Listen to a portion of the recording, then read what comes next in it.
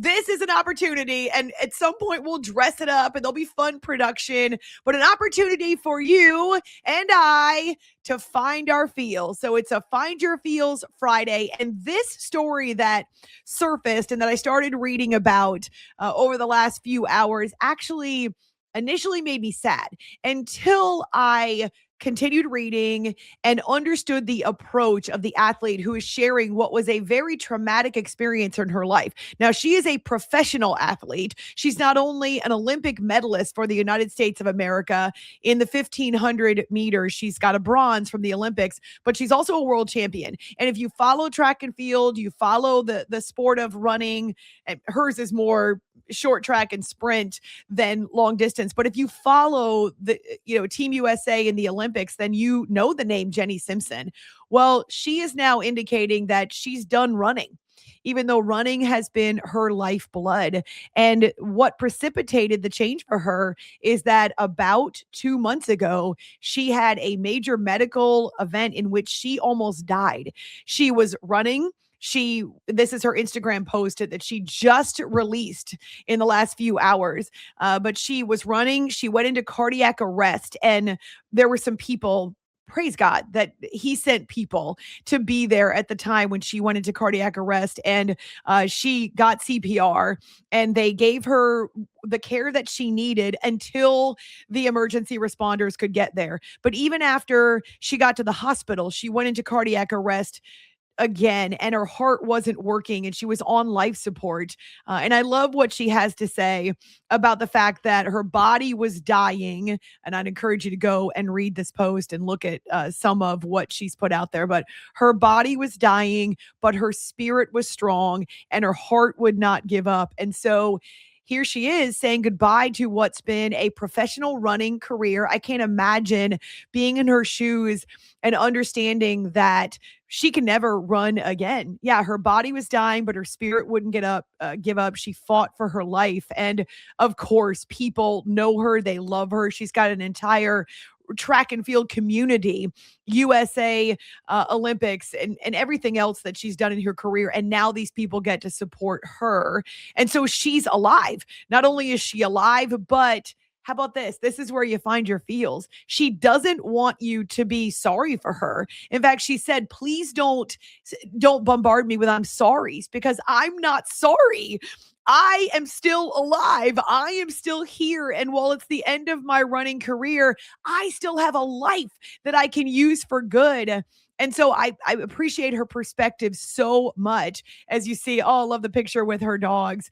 And she said it took her a while to figure out what she wanted to say in the words. But how about this? She is celebrating the fact that she is still alive. She's still here. She can share her story and other people might benefit from it.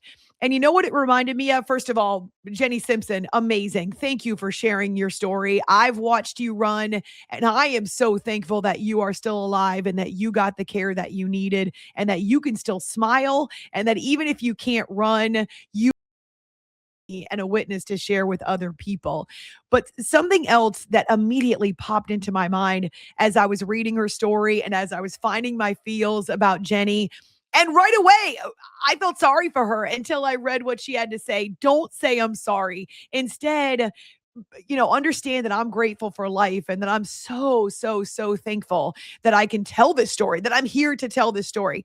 It reminded me instantly of Damar Hamlin. Instantly. And it's not just because I will never forget that Monday night. I know many of you, as sports fans, football fans, and even outside the sports industry, we were hanging on for 2 days waiting for news about Damar Hamlin. If you remember, he collapsed on the field during Monday Night Football. It was Bills, it was Bengals.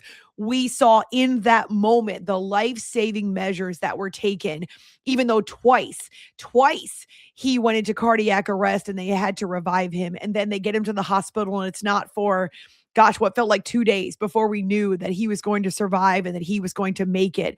And what an impact his story has meant, not just to the NFL.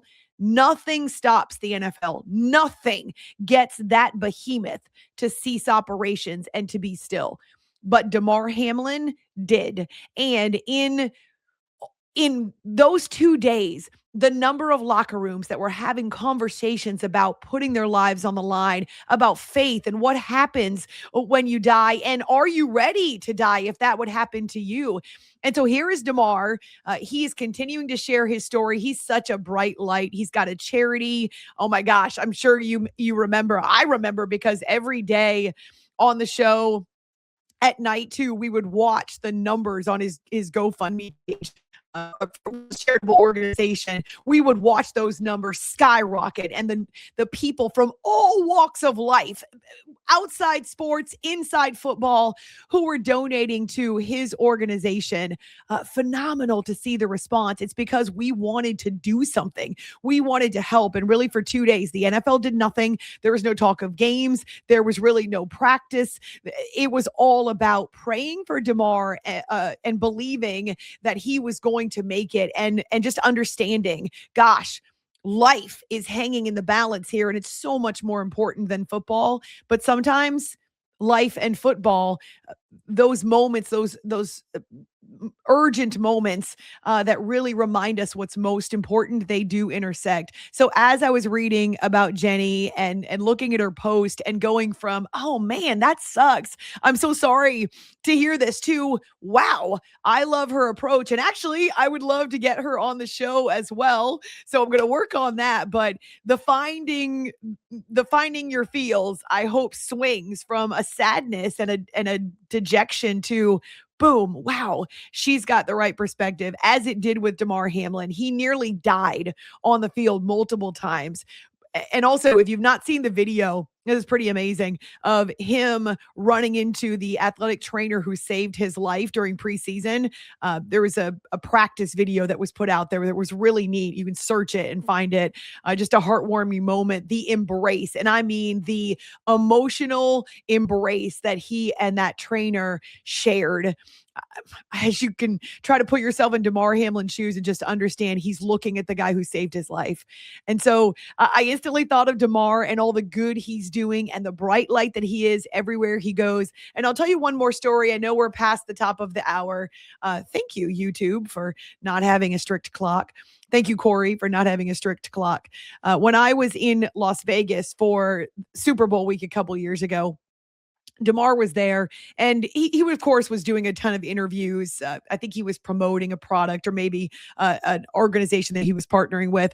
And of course, as he walked around the conference center there in Vegas, there was a buzz wherever he went, a crowd of people who wanted to take, and this is a lot of media people, but also fans and members of PR staffs and other players who wanted to see him and shake his hand, give him a hug, take a photo, take a selfie. Well, there was this one moment where I definitely will never forget. It just reminded me of the emotion in the Bills locker room and with the Bills organization after Damar collapsed on the field.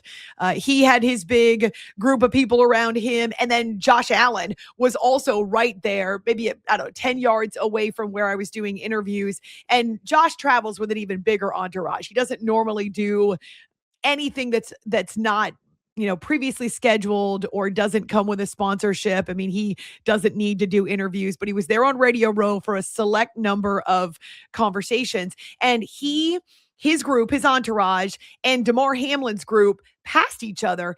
And as Josh saw Damar Hamlin and recognized, now Damar is not a big guy, but it was Damar in the middle of that group of people that were walking by his entourage. He stops. Everybody around him stops.